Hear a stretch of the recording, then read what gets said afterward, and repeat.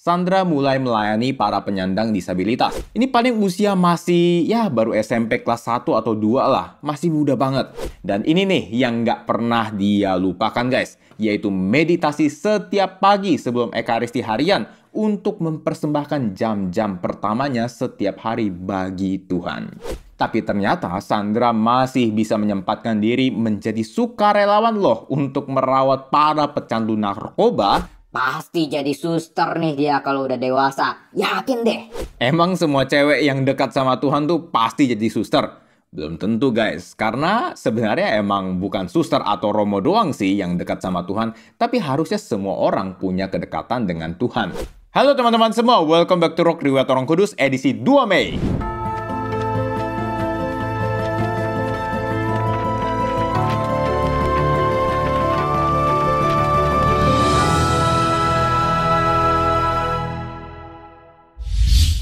Hari ini kita akan membahas riwayat dari Beata Sandra Sabatini, pelindung orang muda. Sebelum kita mulai, silahkan share dulu video ini supaya semakin banyak orang dapat hidup kudus lewat teladan para santo santa. Oke, tanpa berlama-lama lagi, mari kita mulai. Cerita bermula tahun 1973 di kota Rimini. Berdirilah sebuah komunitas bernama Komunitas Paus Yohanes ke-23 yang didirikan oleh Pastor Oreste Benzi. Komunitas ini adalah sebuah asosiasi Katolik yang menangani berbagai bentuk masalah sosial, mulai dari kenakalan remaja, prostitusi, hingga kemiskinan. Pastor Benzi kemudian membuka berbagai pertemuan dan menerima orang-orang yang ingin aktif melayani dalam komunitas. Salah seorang yang mendaftar pada saat itu ialah Sandra Sabatini, yang waktu itu berusia 12 tahun guys. Sandra mengakui kalau dalam hatinya ia memiliki panggilan untuk melayani. Bahkan lebih lanjut ia mengatakan bahwa pelayanannya ini adalah wujud persatuannya dengan Tuhan, sekaligus mengirim cinta ilahi kepada orang miskin. Anak umur 12 tahun loh guys, bisa kayak gini. Luar biasa kan ya? Ini paling usia masih baru SMP kelas 1 atau 2 lah, masih muda banget.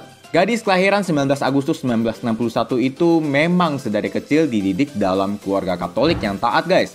Pamannya yang adalah seorang pastor turut memberi kontribusi bagi kehidupan rohaninya, sehingga sejak dini ia sudah rajin berdoa dan punya ikatan pribadi dengan Tuhan. Bahkan nih, Sandra sempat kedapatan berkontemplasi jam 1 malam loh di depan tabernakel. Dan doanya itu dia lakukan bukan di bangku umat loh, tapi di tanah sebagai wujud kerendahan hatinya di hadapan Tuhan. Gila, keren banget loh ini. Nah, setahun setelah bergabungnya Sandra ke komunitas, saat liburan musim panas tahun 1974, Sandra mulai melayani para penyandang disabilitas.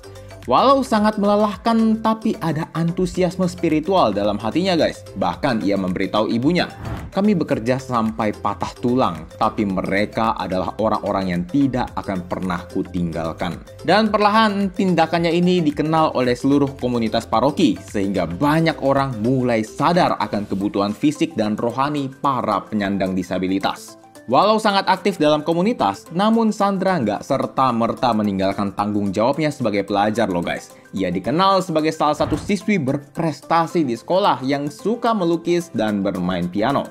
Pada tahun 1980, gadis asal Rimini ini menyelesaikan ujian akhir SMA-nya dan dihadapkan pada pilihan apakah ia akan melanjutkan studi di perguruan tinggi atau tidak. Karena sebenarnya dalam hatinya ia ingin menjalani misi medis ke Afrika, melayani orang miskin yang sakit. Ia pun akhirnya berkonsultasi dengan Pastor Benzi atau sering disebut juga Don Benzi untuk melihat arah panggilan hidupnya. Dan setelah berkonsultasi serta membawa dalam doa, Sandra akhirnya menjatuhkan pilihan untuk melanjutkan studi kedokteran di Universitas Bologna. Nah, kita tahu kan ya, studi kedokteran itu nggak mudah dan pasti sibuk banget. Tapi ternyata Sandra masih bisa menyempatkan diri menjadi sukarelawan loh untuk merawat para pecandu narkoba di pusat rehabilitasi sekitar tahun 1982 dan 1983. Dan ini nih yang nggak pernah dia lupakan guys, yaitu meditasi setiap pagi sebelum Ekaristi harian untuk mempersembahkan jam-jam pertamanya setiap hari bagi Tuhan. Wah, mantep banget loh ini. Padahal dia baru umur 20 kan ya. Pasti jadi suster nih dia kalau udah dewasa. Yakin deh. Siapa bilang? Emang semua cewek yang dekat sama Tuhan tuh pasti jadi suster? Belum tentu guys, karena sebenarnya emang bukan suster atau romo doang sih yang dekat sama Tuhan, tapi harusnya semua orang punya kedekatan dengan Tuhan. Sandra sendiri pada saat itu sudah mempunyai tunangan bernama Guido yang lebih tua daripadanya 2 tahun. Mereka tergabung dalam satu komunitas yang sama dan mulai berkenalan sejak Februari 1978. Dua sejoli ini juga punya cita-cita yang sama guys, yaitu melayani ke tanah Afrika. Nah, sampailah pada tanggal 29 April 1984, komunitas mengadakan sebuah pertemuan di Igea Marina. Guido, Sandra, dan seorang temannya bernama Elio datang menghadiri pertemuan tersebut. Ketika keluar dari mobil yang disetiri oleh Guido, Sandra dan Elio seketika ditabrak oleh mobil lain guys. Sandra langsung dilarikan ke rumah sakit terdekat dan tak sadarkan diri. Setelah beberapa hari koma, anak dari Giuseppe Sabatini dan Agnes Bonini ini kemudian menghembuskan nafas terakhirnya tanggal 2 Mei 1984 di usianya yang belum genap 23 tahun. Sang ibu mengakui kalau 4 hari sebelum insiden, Sandra sempat bercerita kalau ia bermimpi melihat pemakaman dan kuburannya sendiri yang dipenuhi oleh bunga.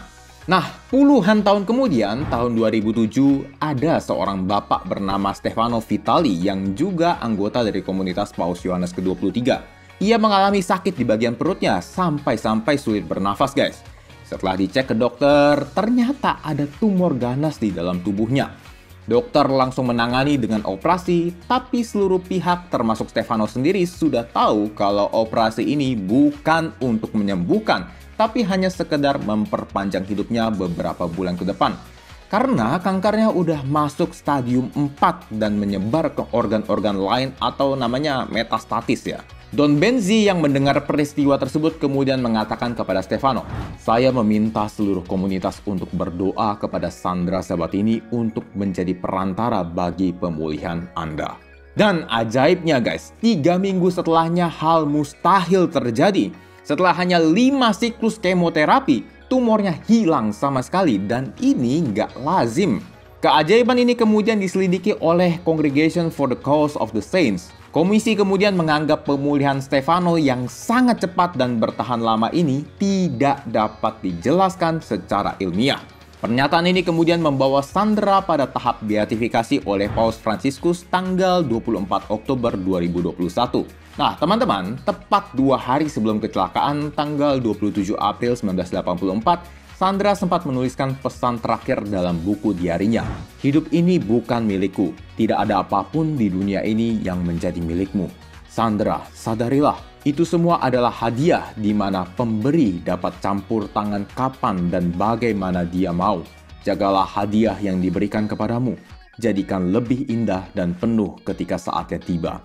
Kalau ada yang bingung nggak apa-apa guys, wajar karena ini terjemahan ya, jadi mungkin agak sulit juga nangkep maksudnya. Tapi pada intinya ini bukan sebuah surat wasiat, tapi Sandra menuliskan kalau segala sesuatu yang ia punya bukanlah miliknya sendiri, melainkan pemberian dari Tuhan. Ia mengingatkan dirinya sendiri kalau semua pemberian itu harus dijaga, bahkan dijadikan lebih indah. Dan ini sudah ia buktikan lewat pelayanannya selama umurnya yang singkat itu. Ini sebenarnya berlaku juga buat kita guys. Kita tentu diberi banyak hal oleh Tuhan, mulai dari talenta, keluarga, harta, tempat tinggal, bahkan nafas kehidupan kita. Tapi jangan sampai setelah mendapatkan itu semua, kita jadi lupa dan sombong akan semua yang kita punya itu. Ah, gue mana sombong. Orang gak dikasih apa-apa sama Tuhan nih. Gak ada mobil, gak ada motor, hidup juga miskin. Berarti Tuhan juga pilih kasih dong. Eits, ini Tuhan yang pilih kasih atau justru kita yang nggak mau explore apa saja hal yang sudah Tuhan berikan kepada kita? Guys, Tuhan memang memberi setiap orang itu hal yang berbeda-beda, seperti juga pada perumpamaan tentang talenta. Ada yang diberi 5 talenta, 2 talenta, 1 talenta. Oh ya, by the way, arti talenta di Alkitab itu mata uang ya, bukan talenta dalam arti secara harafiah. Kita ingatkan, yang punya 5 talenta dikembangin jadi 10, yang punya 2 jadi 4, tapi yang 1 dikubur dan gak berbuah. Orang ini kemudian dicampakkan ke dalam kegelapan yang paling gelap guys. Ngeri ya? Nah, jangan sampai kita menjadi orang yang punya 1 talenta ini guys. Merasa, wah gue diberi Tuhan sedikit nih, ya udah pasrah aja deh sama hidup, gak bisa diapa-apain juga. Gue diam diri aja nunggu bantuan orang lain. Coba kita bayangin deh, kita kasih sebuah pen ke anak kita. Terus pennya ternyata nggak dipakai dan dikubur. Jengkel nggak? Padahal dari pen itu dia bisa belajar menulis, dan dari tulisan itu bisa buat dia berkembang. Karena kita tahu nih bakat dia itu menulis. Sama guys, begitu juga relasi kita dengan Tuhan. Nah, oleh karena itu, mari kita mencontoh Beata Sandra sehingga kita setiap harinya sadar bahwa seluruh hal yang kita punya adalah pemberian Tuhan. Dan oleh karenanya kita menjaga dan mengembangkan semua hal tersebut hanya di dalam Tuhan. Beata Sandra, doakanlah kami. Amin.